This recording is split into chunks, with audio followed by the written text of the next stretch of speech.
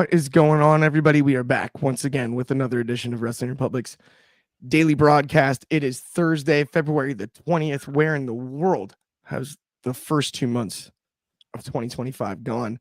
I am not sure, but I'm stoked to be here. We've got the original Thursday crew. I apologize if you hear that in the background. There is a helicopter flying over my house right now, which is interesting, but I've got a couple. The original crew's hanging with me. That's the point I'm trying to make. That helicopter is right above us. It's freaking me out. It's hilarious. But either way, I'm going to introduce him to you first. I'm going to send this one to Philly. We got our head of opinions, Anthony Ricciardi. What's going on, dude? Well, I know they're not looking for OJ for you, but no, it's always fun to do this, getting this crew together. First time I've done a show with Shad in a while. But yeah, this is always fun to do. Not to brag or anything. Absolutely. I'm stoked. Dead giveaway on the next one. Get your twos up. It's a Thursday out in the DMV. We got Shoddy. What is good? Throw them deuces up in the sky. Your boy Shad Talks Graps. I am back in the place to be. I haven't been on the pod for a little bit. Daddy duties. It is what it is. But we're here today. And yeah, we got the gang back, man. It feels like a throwback to the throwback show. So let's get into it. I love it. It's the Daddy Daycare updated version of the throwback show. It's perfect. Okay. Let's open the show the same way AEW did yesterday, though. We've got Hangman, which I don't know when that started, but it tickles me. I've just noticed multiple people seemingly doing it on purpose. It's Hangman and Adam Page, not Hangman. Hangman. I love it. Just a subtle pronunciation change for no apparent reason. I don't really get the haircut now. It's like short and wet, like he just right out of the shower. Promo time. That threw me for a loop last night. I honestly didn't even notice that. Somehow he distracted from the obvious brand new hair plugs for Mr. Maxwell Jacob Friedman. But here's the scoop. This promo was fun. It was cool. I think the final punchline I didn't necessarily love, but I didn't hate it either because, and here's the reason. I want Hangman's old entrance music back, and until he gets that, he's still got to have this layer of depression, this layer of he's frustrated, this layer of anger there. And that's why it falling slightly flat on the I'm real is okay with me, because the rest of it were all haymakers from both sides of the coin. And to me, it was one of the better segments on last night's show. Anthony, I'm going to go to you first. How did you feel about it? Obviously, we've now got the matchup headed our way. It is cool because if you think about it, these guys are kind of two AEW originals, and they don't have a rich history one-on-one against each other. So it's one of the few stones unturned from that crew, you know what I mean? That original group of AEW stars, and I think that's pretty cool. But what were your thoughts? I mean, listen, I know Ben used the tagline promo of the year. It was not promo of the year. I think it was very good. You know, MJF as a whole, since he came back when he got his contract, I got to be honest, and I think I've said this before. I don't know if I said it on air, but I know I definitely said it off. I don't think the spark was there. The spark has been missing, I feel like, in a lot of ways. He needs somebody to truly go up against him, that could stand up to him on the mic. It's why his rivalry with Punk, in my opinion, is the best one of his career, because he had somebody that can go toe-to-toe with on the mic and make it work. Hangman is one of those people that can do it. Like you said, they are quasi-originals. Hangman obviously got his start with Ring of Honor, was his first big break. MJF technically was in MLW at one point. But, you know, AEW is really kind of what solidified both of them. As a whole, I enjoyed it. I did think it was one thing that I was not crazy about, where he starts talking about, Hangman starts talking about Christopher Daniels in a reverence way. I really didn't think that made much sense, because wasn't he the heel when he was fighting Christopher Daniels in his quote unquote last match? He was. But to his credit, I will say this: they sort of highlighted in the previous weeks Mm-hmm. that Daniels was always a mentor to Hangman. And Daniels had actually mentioned, so this is where it's interesting, Ant, because I hear you on that. On screen, Mm-hmm. it doesn't seem to make a heck of a lot of sense. Yeah. But off screen, Daniels had mentioned how important it was that match was with Hangman, and in shoot interviews right outside of kayfabe. Yeah. So they sort of bled the two together, and that's where, like, circling back to the I'm real, as much as the line didn't land for me, Yeah. the when he said that he didn't want to have to do it, I think it was a little bit trying to act Shawn Michaels there, and I get the disconnect totally. I didn't think it was perfect, but at least there was logic behind it. To me, it felt very much retconny in the sense where, like, listen, long-term planning, you had to know you were going the Hangman MJF route, I would think, because if you didn't, that's a bigger problem if you didn't know you were going that route. But again, I think the two of them verbally, they can have some fun with this. I think I could be wrong, but I think the only time they really truly faced one another was over the original Diamond Ring that MJF won, I think, which correct, is what yes. he pointed out. Yeah, he mentioned that. So you figure, like, in all these years, they haven't truly gone head to head, one on one since then. So there is something there. Like, I definitely think it could be a feud of the year in AEW. I definitely do. But promo of the year, no. I'm sorry. So when it comes to the Danielson thing, though, or Danielson, geez Louise, sorry Daniels. about that. I'm somewhere between Cobra Kai, Bryan Danielson, and Christopher Daniels, who I was actually trying to mention, but that's Mhm. neither here nor there. The point is, the Daniels part of the promo, I get where you're coming from on, but one thing I would love to see, and I thought about this last night, that would be brilliant because we only have so much time Mhm. before this match, right? In LA, March 9th. Mhm. That's coming right up Yep. Mhm.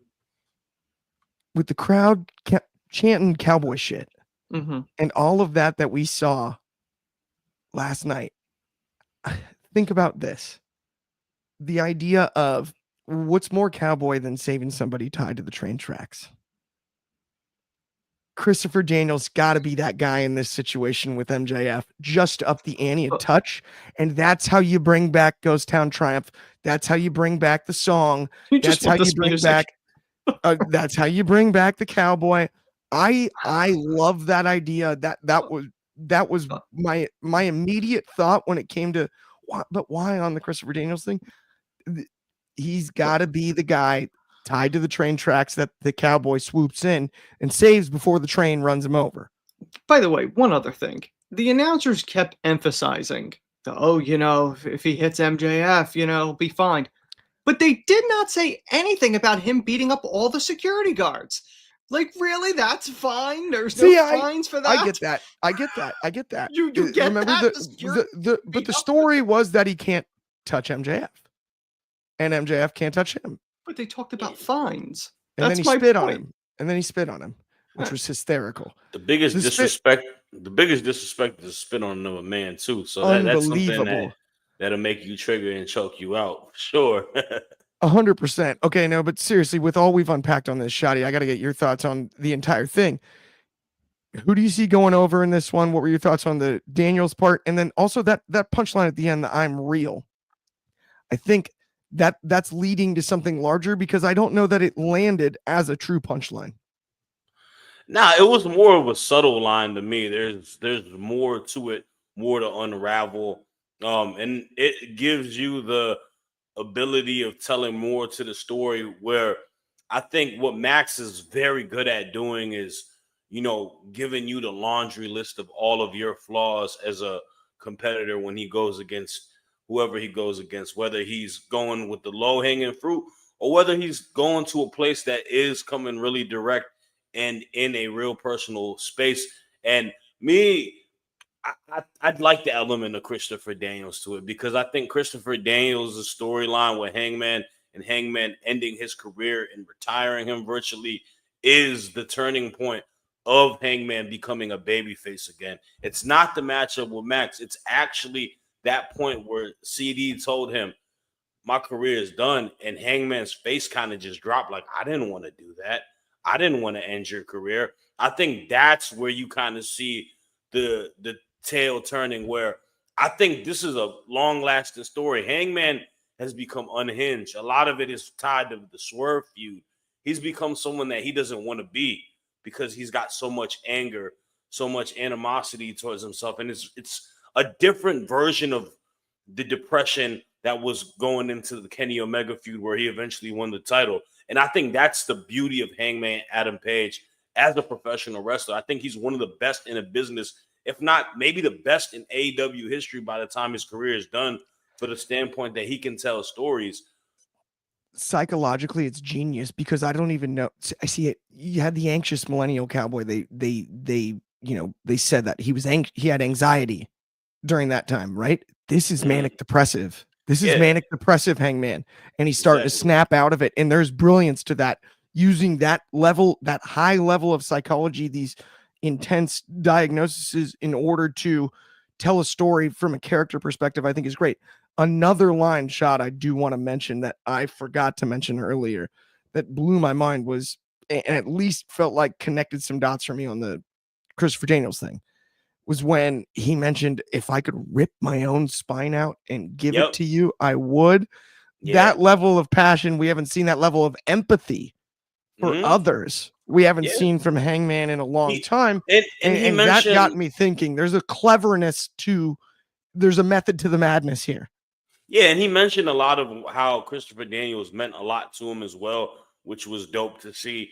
And yeah, I just think Hangman Adam Page is one of those guys that you can rely on when you want to tell an incredible story. He doesn't miss when it comes to storylines. He's got some of the best storylines in history for AEW. So that standpoint is good, and I like everything tied to it. On the other side, with MJF, I agree with a lot of what Anthony mentioned. Since returning back from, the little break injury after extending his contract, they haven't given us a lot of feuds or storylines to let our to sink our teeth in with him, right? The whole Adam Cole situation kind of got muddy, botched a little bit. And then he had this whole feud with Double J, which, people may not have a lot of interest for. You talk about this. This is the type of people we need MJF to feud with. This is the type of person we need Hangman Adam Page to feud with. The best wrestlers always have to feud against each other if you want to talk about things that wants to get the ratings drew in, things that give you compelling television, give you good matchups for pay-per-views. This is a money-making feud because these are two of the best in the company. And I loved everything about yesterday's promo. I know the question is this promo of the year? The year is early, and I'll be honest with you. At the moment, this very well may be my promo of the year. It was long-lasting. They gave you a lot to sink in all the 25 minutes that it was going on. It's between this and the Cody and the Punk one that happened on Raw a little bit ago. Yeah. But it's just they got some guys who are really talented. You let them just go ahead and do what they do best. It's going to be amazing work. So, see, the only caveat I would add is I would call it the promo exchange of the year. Yeah, it's not really. Yeah, exactly. True. The promo exchange of the year, I'm comfortable saying that. I mean, we forget Tony Storm happened this year. That was this calendar year, right? Like that promo was pretty electric for like a solo promo. Harley Cameron was carving up promos. There's been a lot of good promos this year. For promo of the year, I would say no. Promo exchange, I would say it's between the one and that and the Cody and Punk one you previously mentioned. I'll say this. This has definitely been one of the moments of the year for AEW as a company, having this start off the show yesterday and creating this storyline. Especially, like you said, we have a very short build to a pay-per-view coming up, right? We're talking about early March. And they don't got a lot of time, but damn it, you can cover a lot of groundwork off of an exchange that they have last night to make you be like, yeah, I need to watch this match. Shad, I was thinking about this, though, too. Think about the pay-per-view. March 9th in LA. Mm-hmm. That's an important day. Ask Biggie Smalls. I'm just saying. That's a good point. It's an important day in Los Angeles. It's kind of fascinating to me. I'm That is just wondering crazy. if that That is means crazy to anything. think. Yeah. No, that's March, wild to think. I ain't gonna lie, but you know what I mean? Like it actually crossed my mind Yeah. earlier this week, and I was like, waiting until we were on a podcast even to drop. I was almost texted to you, and I was like, no, I'm saying it on air. nah. And the thing is this also, like, it being in LA, it being at crypto, formerly known as the Staples Center, that's a legendary place, Venue. right? LA is one of the biggest cities in the entire United States. So the stars come out in LA. The stars come out Yes, in the sir. home that Kobe built, the home that Shaq, Magic, all of them built.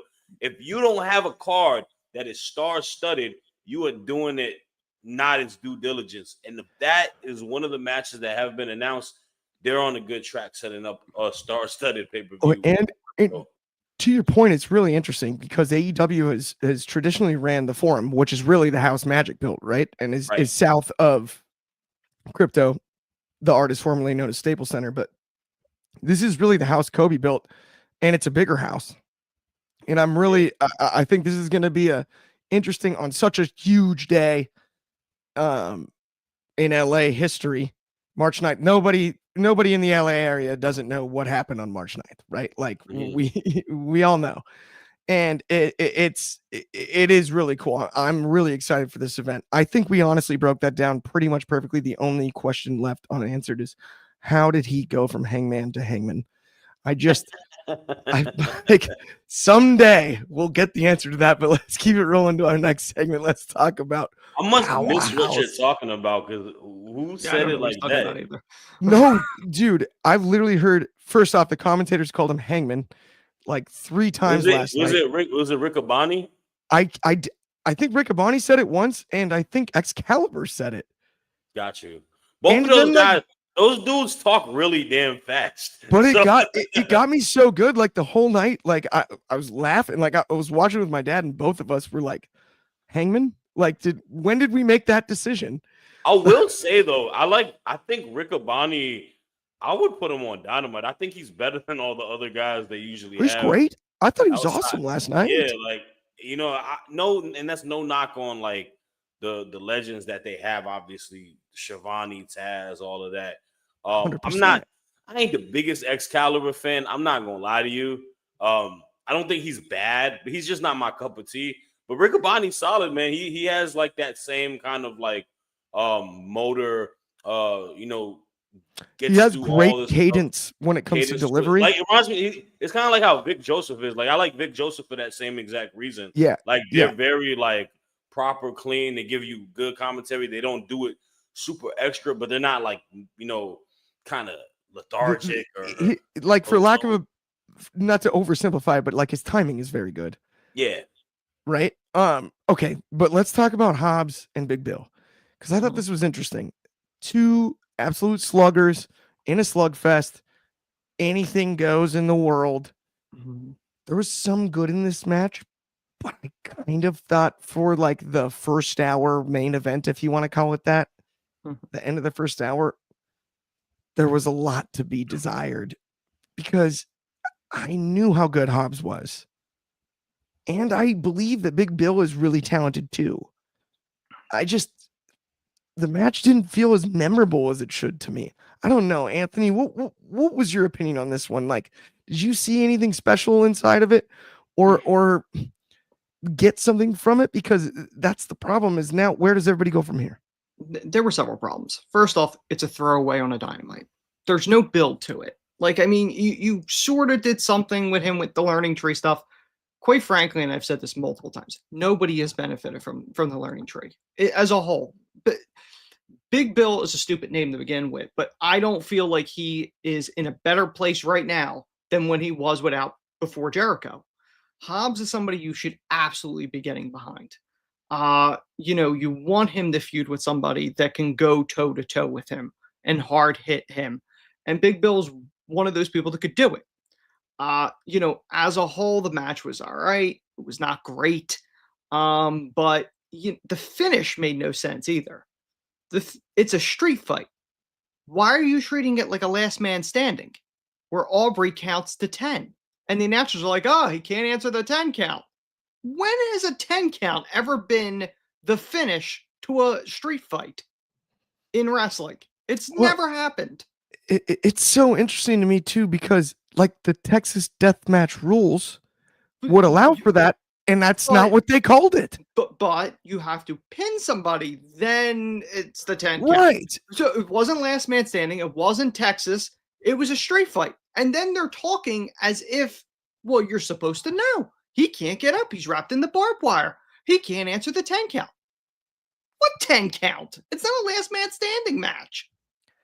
Yeah, that was as clunky as could be, and I didn't even mean to cut you off because I was Well, like, the they have a stipulation that's close, but it wasn't last night. The only other thing is the camera angle. When he's slamming his head against the step, woof, you can blatantly see his hands are the only thing hitting. His head's going nowhere near it. Switch camera angles. Do something, because it's so blatant, and it's just before you give them the ridiculous finish of a 10 count. Like, that lasting image should have meant something. If you would have made it a last man standing, and the visual of Hobbs standing on the steps, on the stage, bloody, and Bill's down on the ground, broken from the tables, and he can't answer the 10 count, that's a visual. What they gave you was the visual, but it's such a crappy finish that it doesn't really help Hobbs the way it should, in my opinion. Not agree more with your assessment there. Let's talk about a few things, though, from our friends, a few messages from our friends. Let's talk about the Itsy app. Download the Itsy app over on the App Store or the Google Play Store. Head over to the upcoming stream section. It's every weekend. You can argue with us. It's a blast. It's on both app stores. Check it out. It's early access. And then also, let's talk about Progress Wrestling really quick. Use the code WatchProgress1. You're going to get 50% off your first month. On Demand Progress Plus, the home of Progress to find many more. So go check that one out. But speaking of things to check out, I want you to check out our third segment here because I'm excited to talk about it. We over on Sunday spotlighted one Megan Bayne. And when I say we, I mean Drizzy. And I didn't mean to rhyme that, but that was convenient. Highly convenient. I was stoked about it. We've got Chris Statlander taking on Megan. I was born in the darkness, molded by it. Bayne. I was fired up about the results of this match, Shad. Were you as fired up as I was? I mean, dude, Megan Bayne is no joke. And it was the right pick, as great as that is. This was an absolute war between the two. And the right woman won this one. Megan Bayne with the victory. Awesome stuff. Yeah, bro. We are in the era of the muscle mommies. That's what I like to call it. The powerhouses, the big, strong women smacking meat. It don't really work for that. You know what? But nonetheless, this situation that we had last night was a bit of a dream match that we didn't know until we saw Megan Bayne make her entrance in that battle royal, and she went face to face with a Chris Statlander. That face off alone, the interactions that they had in that, I was like, inject that into my veins. And last week, we had a little bit of a face off after Megan Bayne did her job, and Chris Statlander went to go do hers, and Bayne came back. And man, it is one of those situations where AEW has two women that can be catapulted into any title scene. Let's start with Megan Bayne. Drizzy was completely right last week on Spotlight. Megan Bayne looks like a Greek goddess. She has the aura, the presence, the strength, just not even having many words, just giving you that stone cold face killer that she is. And when she gets to work, man. Powerhouse, athletic as hell. And Statlander, she don't miss. Chris Statlander may be the best in-ring wrestler in the women's division on AEW, and maybe in the last year and some change, she's up there in all of pro wrestling. The women knows how to have incredible matches no matter who she goes against. Like, anytime you put Statlander on the docket, you're giving yourself a potential match of the night. She's that damn talented, and she's so underrated for that reason, in my humble opinion.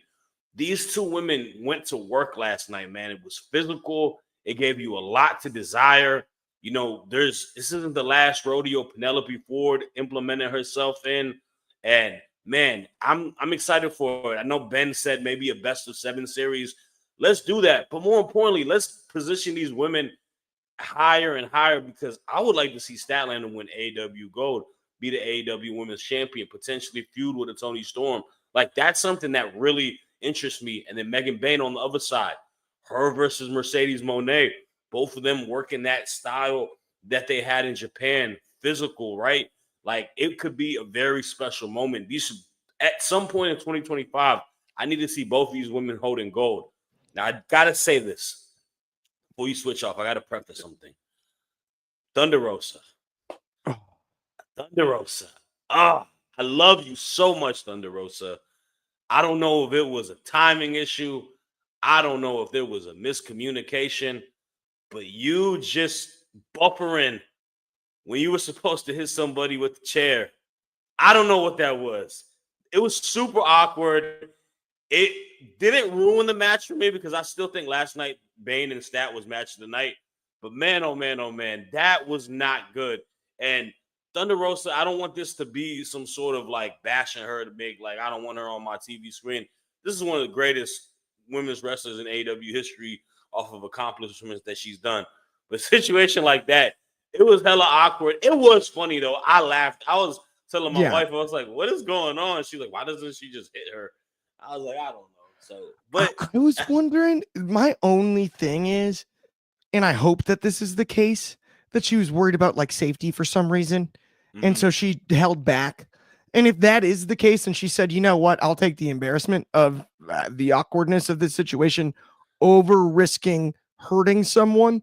yeah, I do respect that. But to your point, it was incredibly awkward. But I hope that was the case, right? She said, she made an executive decision, said, you know what, I'll take the heat here because I just don't want to risk a serious injury, right? You know, sure. Stuff can go crazy with a chair shot. That's the only thing I can think of. I will say, Thunder's such a pro's pro. I will say this though: a pairing of Penelope Ford tied to Megan Bayne, that moves me a little bit. Penelope Ford has very good heel presence. Like, it's the facial expressions, it's the aesthetic. You know, she's obviously been like the bad girl type of situation. I think you can kind of move that a little bit. Only thing that she's got to improve since Megan, I think Megan Bayne doesn't need to talk. And that's not because she can't talk, but she just works better as a dominant presence where I take no BS. I'm going in there, finishing up shop, destroying. She was born in the darkness. Yeah. Molded by it. What did he say? I wonder what was going to crush you. Yeah, something like that. It's one of the best movie scenes in that whole movie. Jordan Mailata, he said that to the offensive lineman on one of the playoff games too. But Penelope Ford I want to see her step up her promo work, because if she could be kind of a talker for her, that could be a good little pairing. But Megan Bayne, man, hey man, she's so definitely a slam dunk pickup for AEW. I know a lot of people were like saying she's been hiding wherever. I don't know. I don't look at contracts. Sorry, I'm not a dirt sheet writer. My cat is not a dirt sheet run in. What's up, baby? Why you trying? We gotta run in. Okay, wait, no. By the way, I do love our founder Ben and appreciate the graphics so much, but I'm gonna do a sneaker topic right here that I wanted to talk to really quickly before the main event, and that is, and I want both of your opinions because I dug it. As the resident leader of the Hookamaniacs, the ops. Yes. Now we're talking. No, hold on. Yeah. Let me hold up. Benjamin Allison, bro. Yes. Don't you talk bad about the name the ops. You're saying it is cringe. You're saying all of that. Not. Nothing tied with Samoa Joe is cringe. Nothing. Say that to Samoa Joe's face, Ben. I double dog dare you. Double dare you. Yes. Nah, the ops name is fire. What is it? The whole mantra, the slogan, catch them lacking is fire. So I love the Chronic 2000 type of graphic that they have. Yes. The West Coast music. As you know, Samoa Joe's from what, Huntington Beach, California, Huntington Beach. right? Yep. He's a SoCal dude like you. I think now right? that Tito got unseated as honorary mayor, I do think Samoa Joe is actually the honorary mayor of Huntington Beach for that matter. Here's my thing, and I want to see if y'all agree with me on that, because he says it doesn't help. People are saying I would rather see these three guys do separate stuff. I don't think Hook and Shibata benefit doing solo stuff at the moment. We saw what they've done with Hook a lot of the times. A lot of it is meme based. Hell, a lot of Shibata is meme based. If you want legitimacy of these two guys to be stone cold killers and be viable threats, who better than Samoa Joe to pair him with? Samoa Joe is like, dude, that one of those ones. I said it on this very program. You have to build a division if you're going to have championships. Like we will stop complaining about the amount of titles in any company if there's a solid division behind every title and there's clear direction. And guess what? You just added. There's a lot of titles in every company. You just added. There's a lot of titles in every company, but I'm looking at it right here. The trios was a complaint to me, and especially losing like Death Triangle and names like that sort of established the division in the first place. Now you got the Ops. Now you've got multiple challengers in the fold, and I that makes it worth it. I think that's fun, and they didn't have to immediately challenge for a title to become the newest, factor, for lack of a better way to put it, in that division. That to me was impressive. You know what? The Ops versus the Hurt Syndicate. Yeah, why not? Who in the world would that hurt? Samoa Joe and a Hook versus Lashley and Shelton. Talk to me. Now we're talking. I'll kind of go crazy. Okay, let's get into the main event, our main event. For sure. As well. Orange Cassidy earns his title shot against Takeshita in a fun one, and against Roddy Strong. Roddy, obviously a legend of this sport. We're doing the Undisputed Era minus Bobby Fish thing, which is fun, and I like. The exchange getting back into the ring between OC and Adam Cole was one of my favorite things that happened all last night. I giggled like a child. It was perfect. The way that Orange Cassidy just sort of sloughed him off, and then Cole got offended about it. Like it was perfect, like slapstick Saturday Night Live comedy, like in every way. And the little hug to Kyle O'Reilly. Yes, it was perfect. It was like, it was golden. It was so tongue in cheek, and I love stuff like that. But the match overall, I thought was solid. Orange Cassidy just brings something different to the table, and he's so dang good at it. Like I can't get enough. Against Takeshita, though, I see a lot of flipping and getting hit really hard in Orange Cassidy's future when it comes to that match. And I don't also know, because Takeshita seems pretty darn wrapped up with Kenny Omega and Will Ospreay, so I'm not 100% sure on all of this. But I did enjoy it. It was a solid main event. Shah, what were your thoughts? So I thought the match was really good. I like, look, Roddy is so damn good at professional wrestling. You're going to catch me 9 times out of 10 not saying anything bad about him when the bell rings. Orange Cassidy definitely does his thing as well. They definitely had a great bout. And OC gets the win. I like them prefacing that, Orange Cassidy is potentially going to be the greatest international champion for the reigns that he has, been the longest champion, previous champion, whatnot. Him versus Takeshita going into that. That's cool. The 2 things I have an issue is this. It's how we are going to go with these series of matches. I don't see anything sensible of having a number 1 contender match and going against the world champ, and then the world champ goes against Kenny Omega. Like, it is a little weird, a little convoluted to me. I don't think Takeshita should have to go through the fire before getting his big time match with Kenny. Let Takeshita chill, man. Let Takeshita do what he got to do before we get to that match with Kenny Omega. That is the big time match that we're leading towards. And everything post match, timing was a little awkward. It was a little goofy at times. The Callis family is a hilarious faction. But I don't know. It kind of stumbled and fumbled a little bit, and I don't think it makes a lot of sense. Like I said, to that route, how we are going to get to there. I don't think Takeshita should have to go against someone else. Then he goes against Kenny because end of the day, Kenny Omega is the one who gets the benefit of the doubt there, right? He's the one who gets the fresh legs. His opponent got to go through the fire and have a big time match against somebody prior to it, and that. Maybe that means Kenny Omega is going to win for that reason.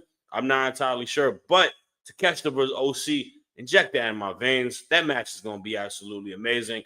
Say what you want to say about Orange Cassidy. He's the funny guy that people like to laugh at because he has sunglasses, denim, and he puts his hand in his pockets. That man can wrestle. That man puts on banger matches. Takeshita, we know his body of work. That dude's going to hit the hell out of you. I'm here for it. 100%. And that's the thing about OC is he's kind of proven he's that quiet little guy from high school that if you mess with him, ooh, that's a bad idea. He's real nonchalant. He doesn't want to bother anybody, but if you bother him, it's going to be a tough day. He's got a heavy right hand, and I love his style. I think it's amazing. He's completely unique. He's carved out a space in professional wrestling that, history tends to repeat itself. And we see a lot of great things in today's professional wrestling that's easy to compare to the past. Orange Cassidy is a great thing in today's professional wrestling that is not easy to make that comparison. He's honestly, man, if we look at the history of AEW, he's one of those guys that is a focal figure. He's one of the reasons why AEW hits a bit of mainstream because he's such a,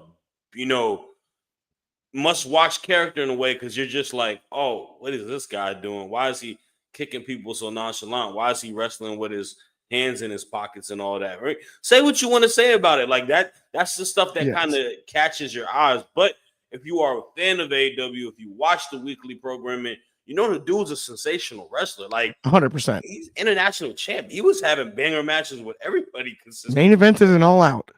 Yeah. Right? I mean, okay, so Anthony, I know you are a lifelong follower and viewer of Roddy Strong's career. I thought this was a solid match last night. It was really fun. I like this new position with the all but the Undisputed Era, for lack of a better way to put it, right? We just spoke about the trios division, though.